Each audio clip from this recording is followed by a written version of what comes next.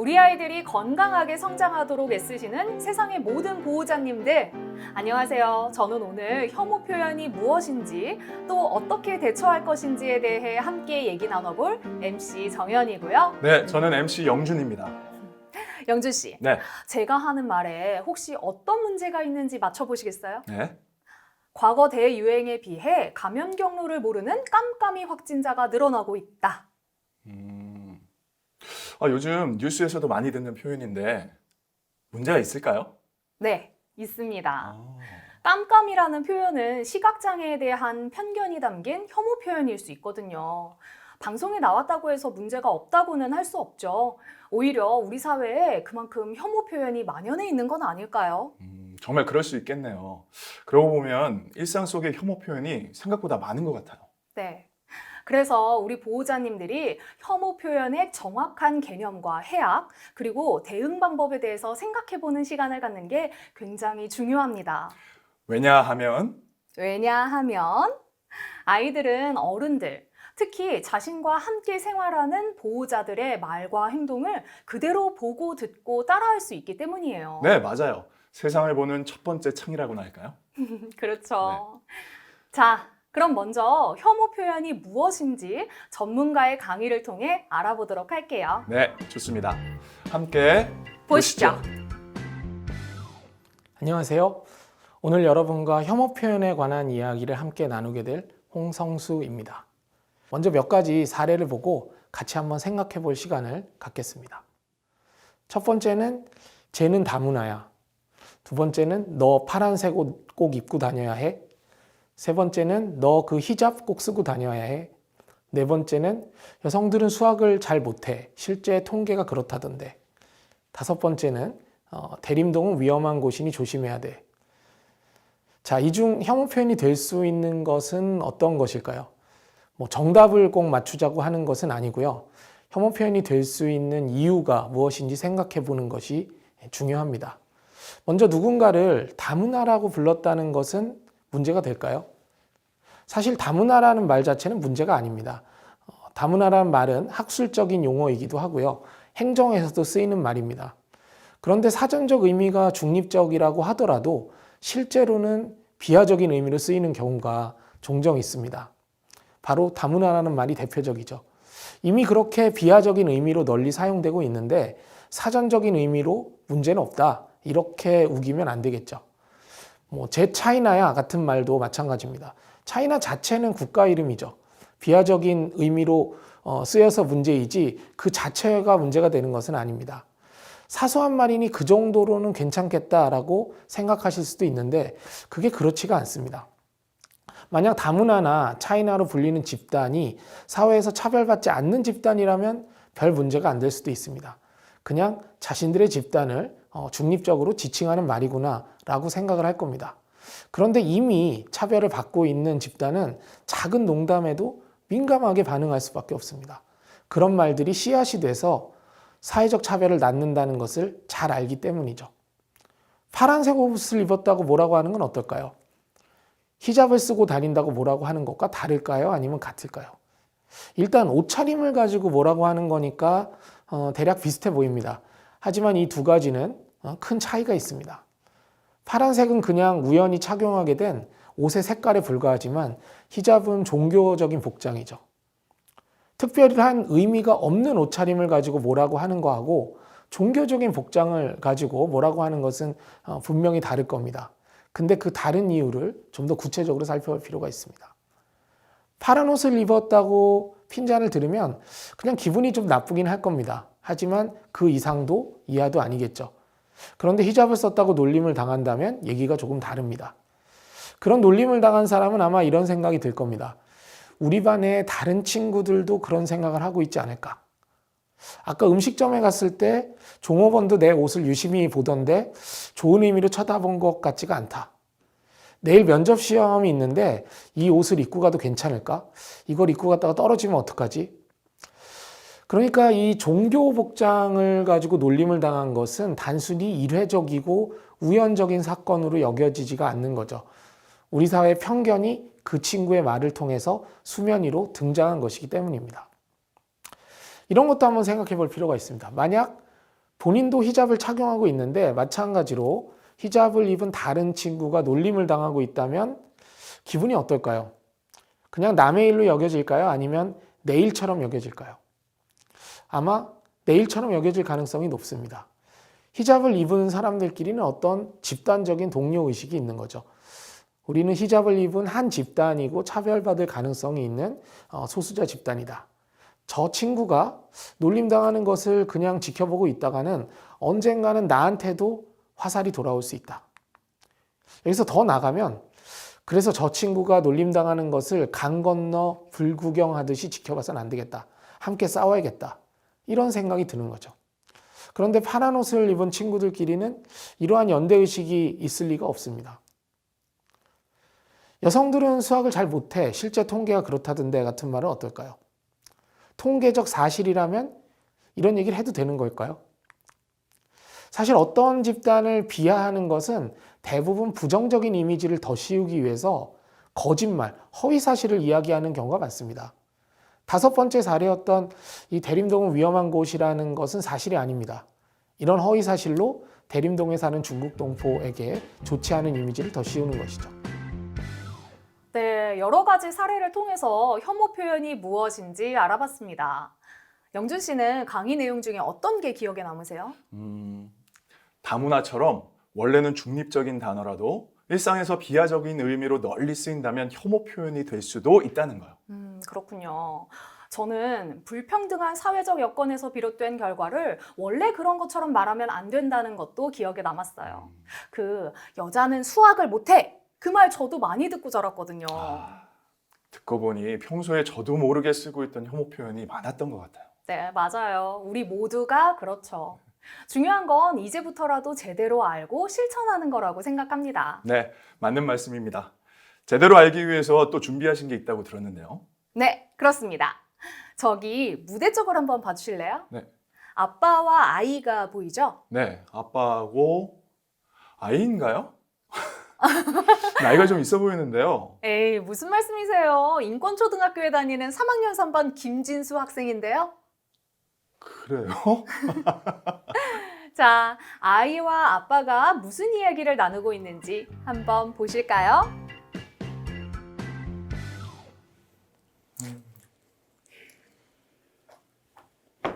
진수야, 오늘 놀이터에서 재밌게 놀았어? 그 친구 새로 사귀어서 어. 같이 그네 탔어. 아유, 좋았겠다. 음, 그 친구는 몇 동 사는데?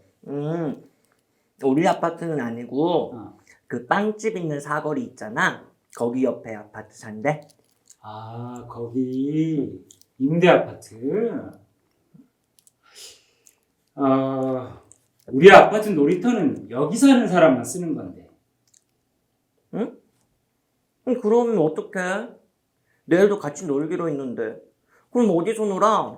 진수야, 아빠는 진수가 그 친구랑 안 놀았으면 좋겠어. 왜? 거기 사는 아이들 가정 환경이 안 좋은 경우가 많거든. 아, 근데 가정 환경이 안 좋으면 같이 놀면 안 돼? 나쁜 친구야? 아니, 나쁜 건 아닌데, 우리 아파트에도 좋은 친구들 많잖아. 그 친구들하고 놀아. 어쨌든 아빠 말대로 했으면 좋겠다. 응.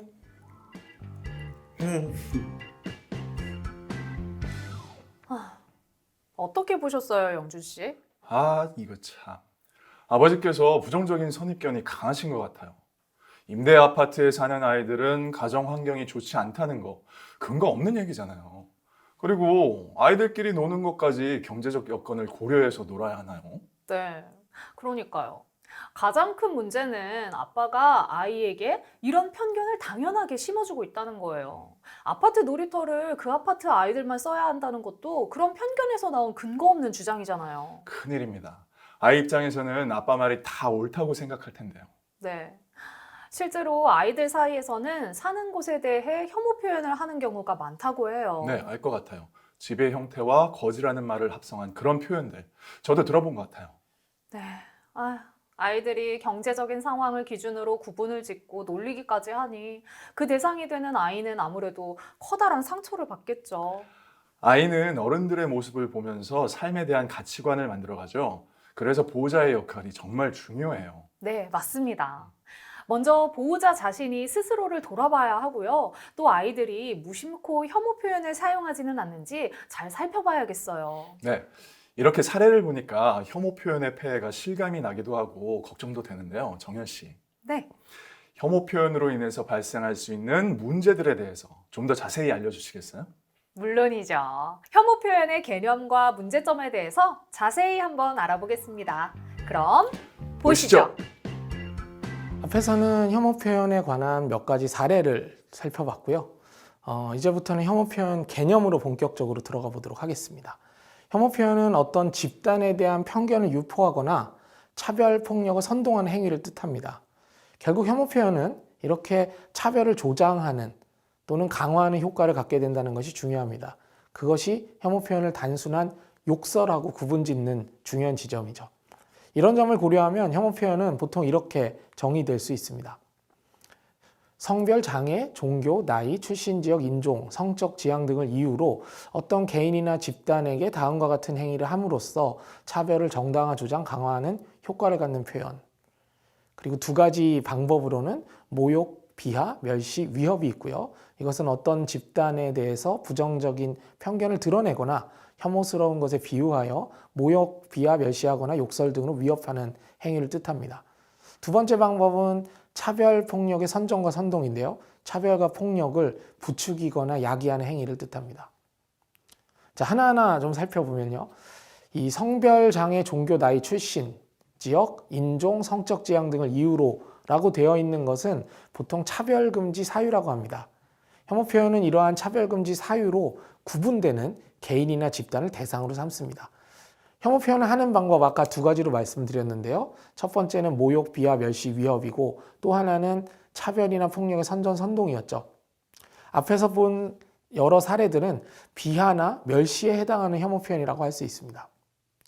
그런데 왜 이러한 말들을 혐오 표현이라고 불렀을까요? 사실 혐오의 일상적인 의미는 굉장히 강한 뉘앙스거든요. 누군가를 아주 많이 싫어하거나 미워한다는 뜻이죠. 그런데 혐오 표현이라는 용어는 말하는 쪽보다는 듣는 쪽의 입장이 반영된 개념입니다. 말하는 사람은 좀 쿨하게 자신의 생각을 말한 것 뿐이다 라고 하겠지만 그런 말을 듣는 사람은 저 사람이 나를 싫어한다, 미워한다 라고 받아들이게 된다라는 것이죠. 그래서 혐오라는 말이 이렇게 편견과 차별적 시선을 드러내는 말로 쓰여지기 시작했습니다. 그렇다면 오늘날 혐오 표현이 만연하게 된 이유는 무엇일까요? 여러 가지가 있습니다만 가장 큰 요인은 바로 사회경제적 상황의 악화입니다. 요즘 먹고 살기가 힘들어졌다는 말들 많이들 하시죠. 그런 가운데 살아남기 위한 경쟁은 더욱 격화되고 있습니다. 사실 이런 상황을 이겨내려면 강자들에 맞서 싸우는 게 맞겠죠. 원인 제공자에 맞서서 싸워야 하고 그들에게 뭔가 내놓으라고 요구해야 할 겁니다.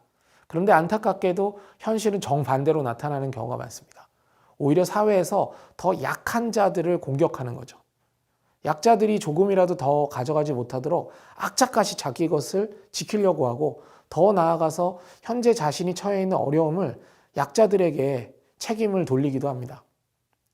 이때 세상을 선과 악, 우리와 적들로 구분하는 그런 경향도 생겨납니다. 뭔가 낯설고 이질적인 존재들을 악과 적으로 몰면서 그들에게 책임을 전가하는 것이죠. 그냥 문제의 원인과 해법을 찾기 어려우니까 손쉬운 상대를 골라서 책임을 전가하는 것일 뿐이죠. 반면에 혐오 표현의 해악은 매우 큽니다. 지금 보시는 그림이 소위 혐오의 피라미드라는 것인데요. 편견에서 혐오 표현, 차별, 폭력으로 이어지는 과정을 잘 보여주고 있습니다. 제일 밑에 보시면 편견이 있는데요. 이 편견은 드러내지만 않는다면 사실 그 자체로 문제라고 할 수는 없습니다. 하지만 편견이 있는 한 언젠가 다른 문제로 이어지기 십상이죠. 편견이 말이나 글로 표현되면 그것이 바로 혐오 표현이 됩니다. 편견으로 누군가에게 불이익을 줬다면 그것은 차별이 되고요. 차별을 받는 집단은 폭력의 피해자가 되는 경우가 많습니다. 차별은 어떤 집단을 열등하게 여기는 것이거든요. 열등하게 여겨지는 집단은 폭력에 노출되기가 그만큼 쉽다는 것이죠. 우리 사회에서 편견으로 고통받거나 차별받는 집단을 보면 대부분 폭력으로도 고통을 받고 있습니다. 근본적인 해결은 제일 밑에 있는 이 편견을 해소하는 것입니다. 저 밑에 있는 편견을 몰아내야 궁극적으로 문제가 해결이 되겠죠. 그러기 위해서는 교육도 해야 되고 사회 인식도 바꿔야 되고 정말 많은 노력이 필요합니다. 시간이 좀 걸리는 문제고 단기간에 해결되기는 어렵습니다. 그래도 꾸준히 하다 보면 언젠가는 편견이 사라지는 날이 있을 거라고 믿습니다. 그 다음은 혐오 표현인데요. 혐오 표현을 적절히 통제하는 것은 매우 중요합니다. 혐오 표현을 내버려두면 편견이 더 강화되거든요. 다른 사람이 하는 혐오 표현을 듣고 있으면 마음속에 희미하게 있던 편견이 스물스물 기어나올 수 있습니다. 서로 별 문제의식 없이 혐오의 말을 주고받다 보면 무엇이 문제인지 망각하게 되죠. 윤리의식이 희미해지는 겁니다. 그래서 이 혐오 표현이 사회에서 쉽게 발화되지 않도록 적절한 규제가 필요하다고 할 수 있습니다. 네, 혐오 표현의 개념과 문제점을 배워봤습니다. 이번에는 어떤 내용이 기억에 남으세요? 저는 혐오 표현이란 말하는 쪽보다 듣는 쪽의 입장이 반영된다는 내용이 마음에 와닿는 것 같아요. 어떤 점에서요? 예를 들면 흑인은 운동을 잘한다거나 장애를 극복한 장애인은 훌륭하다 같은 말들이요. 말하는 쪽 입장에서는 좋은 말이라고 할 수 있겠지만 듣는 쪽 입장에서는 좀 다르게 느껴지지 않을까요? 네, 그렇죠. 듣는 사람이 흑인이라면 당연히 운동을 잘해야만 할 것 같은 그런 압박을 느낄 수도 있고요. 또 장애인에겐 장애를 극복해야만 인정받을 수 있다는 말로 들릴 수도 있죠. 네, 맞아요. 모든 사람은 그 존재 자체만으로도 인권을 보장받아야 하는데 이런 말들은 그에 역행하는 편견을 담고 있으니까 혐오 표현이 될 수 있는 거죠. 네. 덕담처럼 말한다고 해도 이런 고정관념이 쌓이고 쌓여서 사회적 차별이 강화된다는 걸 배웠습니다. 오, 역시 영준 씨 빨리빨리 배우는데요? 당연하죠. 근데 이런 혐오 표현을 들었을 때 도대체 어떻게 해야 하는 걸까요? 아, 대응 방법이요? 저도 그게 궁금해요. 어떻게 대응해야 하는 거죠? 궁금하시죠? 네, 그렇다니까요. 그럼 우리 전문가의 강의를 좀 더 들어보도록 해요. 알겠습니다. 보시죠. 자, 그러면 혐오 표현에 어떻게 대응해 나가는 것이 좋을까요? 사실 정답은 없습니다. 정말 전방위적인 노력을 기울여야 합니다. 일단 제도적으로는 차별금지법을 제정하고 혐오 표현 금지법을 제정하는 것이 가장 직접적인 효과가 있을 겁니다. 정치 지도자나 사회 지도층이 혐오 표현에 대해 끊임없이 경고하고 척결 의지를 밝히는 것도 중요하겠고요. 또 공공기관이나 방송, 학교 등 공공성이 많은 영역부터 혐오 표현에 관한 금지 규범을 만들고 집행해 나가는 것이 중요합니다. 그런데 혐오 표현에 대한 대응에는 법적, 제도적 방법만 있는 것은 아닙니다. 법과 제도는 그것대로 중요하지만 우리 삶의 현장에서 작은 실천을 해보는 것도 무척 중요합니다.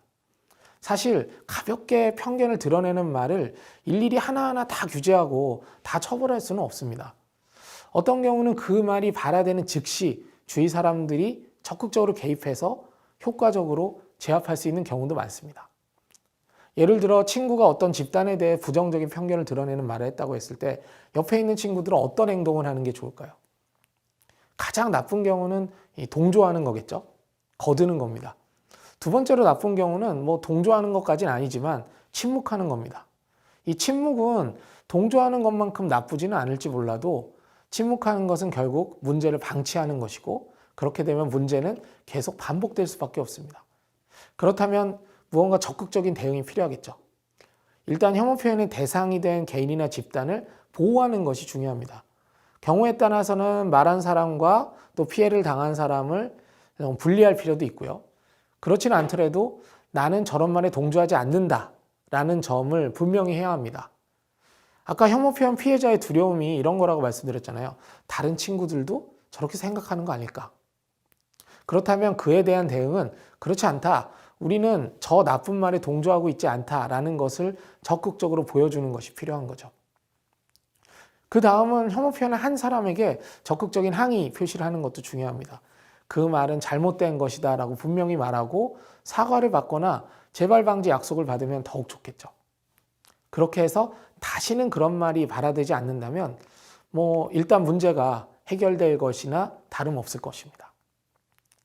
그런데 이 상황에서 피해를 입은 직접적인 당사자는 이런 식으로 대항하는 게 쉽지 않습니다. 그래서 옆에 있는 제3자의 역할이 굉장히 중요합니다. 제3자가 어떻게 개입하느냐가 문제의 판도를 완전히 바꿔놓을 수 있는 거죠. 스스로 성찰적인 자세를 갖는 것도 굉장히 중요합니다. 사실 누구나 크고 작은 혐오 표현을 하게 되는 경우가 생깁니다. 저도 혐오 표현이나 차별을 연구하는 사람이지만 저도 모르게 종종 편견을 드러내는 말을 하는 경우가 있습니다. 그러면 지적을 당하겠죠. 이때 나는 선의로 말한 거다라고 반박을 하는 것보다는 스스로 인식하지 못했던 잘못이 있음을 인정하는 것이 중요합니다. 그래야 편견으로 고통받는 사람들이 안심할 수 있고 또 다음에 그런 실수를 반복하는 것을 막을 수 있는 거죠.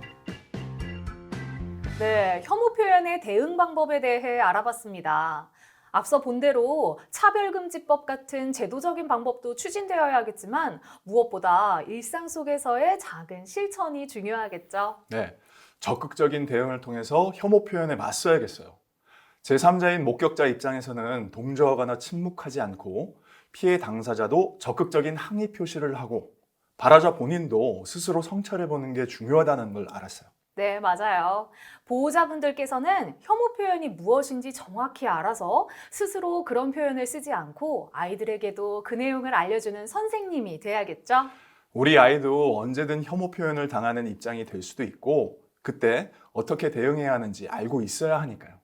만약에 보호자분들이 가르쳐 준다면 아이들은 더욱 용기를 낼 수 있을 거예요. 자, 상황극이지만 지금까지는 혐오 표현을 사용하는 모습만 보여드렸는데요.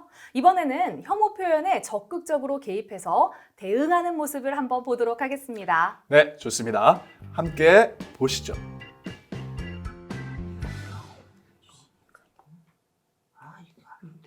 됐다, 숙제 끝! 야, 난 진작에 다 끝났다. 오. 야, 이제 놀자. 이거 좀 봐볼래? 이게 나, 이게 나. 이거. 이거? 야, 근데 니네 반에 새로 전화 왔다며? 아, 근데 좀 이상해. 뭐가? 키가 되게 작아. 걸음걸이도 이상하고. 그래? 아, 그런 경우가 있다고 하더라. 응? 그 외소증이라고 하나? 아, 맞는 것 같아. 아, 애들도 걔한테 백설공주 난쟁이 같다 그러고 막 그러잖아. 어? 아, 그런 병이 있으면 성격도 우울하겠다. 그지? 야, 아이 그걸 네가 어떻게 알아? 응? 아이 동원아, 너 걔 장애 있다고 너무 막말하는 거 아니야? 막말? 아니, 그냥 있는 그대로 말한 건데 그게 무슨 막말이야. 장난이지. 아, 그지? 말하는 사람은 장난일 수 있는데 듣는 사람은 상처받을 수도 있잖아. 그런가? 먹으면서 해. 감사합니다. 감사합니다. 동원아, 네? 혹시 혐오 표현이라고 들어봤어? 혐오 표현이요? 그러니까 방금처럼 장애를 갖고 있다는 이유로 편견을 갖고 모욕하고 비하하는 걸 혐오 표현이라고 하는 거야. 근데 그 친구가 듣는 데서 이야기한 거 아닌데요? 그 친구는 못 듣는다고 해도 그런 부정적인 고정관념을 자꾸 표현하다 보면 그게 널리 퍼질 테고 그러다 보면 그게 차별이 되고 폭력이 될 수 있지 않겠니? 뉴스에 나오는 증오 범죄들도 다 그런 사소한 혐오 표현에서부터 시작되는 거야. 그냥 가볍게 이야기한 건데 사실 저도 모르게 그 친구를 좀 무시하는 생각을 했던 것 같긴 해요. 그래. 지금이라도 그게 혐오 표현이라는 걸 아는 게 중요한 거지. 동원이 너도 편견을 가진 사람이 되고 싶진 않잖아. 그치? 그럼요. 저 그런 애 아닌데. 알지. 누구 아들인데. 그리고 아까 혜경이 잘못된 건 잘못됐다고 얘기 잘했어. 네. 아니 사실 괜히 나서는 것 같아서 말 안 하려다가 마음이 불편해서요. 그 용기 있는 거지. 혐오 표현에 맞서서 당당하게 잘못되었다고 얘기하는 걸 대항 표현이라고 하는 거거든. 누군가 먼저 잘못되었다고 얘기해주면 그 말에 공감하는 친구들이 하나둘 생길 거고. 네. 그리고 그러다 보면 적어도 교실 안에서는 혐오 표현이 없어지지 않을까. 맞아. 학생들이 스스로 그런 분위기를 만드는 게 가장 좋지. 동원이, 혜경이 너희들이 그런 분위기를 만들 수 있는 거야. 알겠어? 네, 네, 아저씨. 아빠. 그래. 먹어가면서 해. 네. 다 했나? 네. 다 했어요. 네, 혐오 표현 사례와 대응에 대한 상황극을 보셨는데요. 어떠셨나요, 영준 씨? 아이들은 아직 사고가 유연한 시기이기 때문에 자신 안에 선입견이 있는지 점검하고 배운다면 깨닫는 것도 빠를 것 같아요. 네. 이번 상황에서는 특히 보호자의 개입이 참 적절했던 것 같아요. 이 혜경이라는 학생이 친구 말에 불편해하면서도 처음에는 말하기를 좀 주저했잖아요. 맞아요. 그런데 보호자나 선생님 같은 영향력 있는 사람의 개입으로 더 힘을 얻을 수 있었죠. 사실 혐오 표현 문제에 있어서 제3자는 없다고 합니다. 당사자가 아니라고 해도 방관하지 말고 함께 문제를 해결하려는 노력이 중요한 거죠. 이제 마무리를 할 시간인데요. 마치기 전에 온라인 혐오 표현의 심각성에 대해서도 말씀드리고 싶어요. 맞아요.